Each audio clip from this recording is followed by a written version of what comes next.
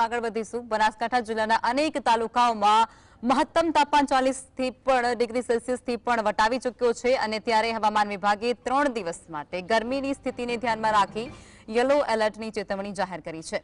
જિલ્લામાં વધતા ગરમીના પારાને કારણે જનજીવન પણ પ્રભાવિત બન્યું છે અને ગરમી વધુ પડવાને કારણે લોકો બપોરના સમયે ઘરની બહાર જવાનું પણ ટાળી રહ્યા છે।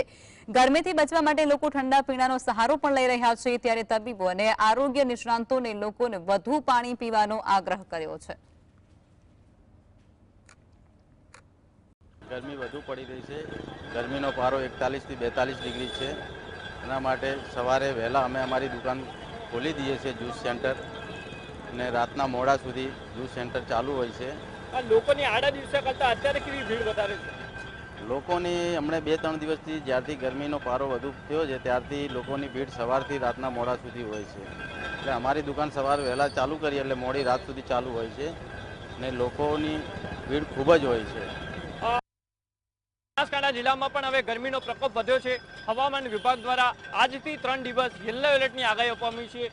યલો એલર્ટના પગલે ક્યાંક ને ક્યાંક બનાસવાસીઓ ગરમીનો અહેસાસ કરતા નજરે પડી રહ્યા છે। મારે કેમ તે દ્રશ્યો બતાવી રહ્યા છે। શેરડીના જે આ નાકું છે, જે આ સ્ટોલ છે, ત્યાં આગળ લોકો ઠંડા પીણાનો સહારો લઈ રહ્યા છે।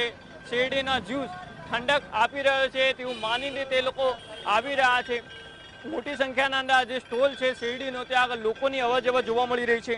મારે કેમેરામેન જે દ્રશ્યો બતાવી રહ્યા છે તે રીતે આ જે શેરડીનો જે સ્ટોલ છે ત્યાં આગળ વહેલી સવારથી મોડી રાત સુધી લોકોની લાંબી લાઈનો લાગતી હોય છે, કારણ કે લોકો પણ માનતા હોય છે કે ગરમીના કારણે અમે જો ઠંડા પીણું પીશો તો ક્યાંક ગરમીથી અમને આંશિક રાહત મળશે। આમ માનીને લોકો વહેલી સવારથી અને મોડી રાત સુધી અહીંયા આવતા હોય છે।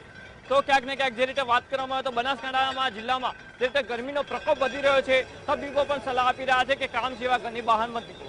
આ રીતે ક્યાંક બનાસવાસીઓ આગામી 3 દિવસ ગરમીનો અહેસાસ કરશે।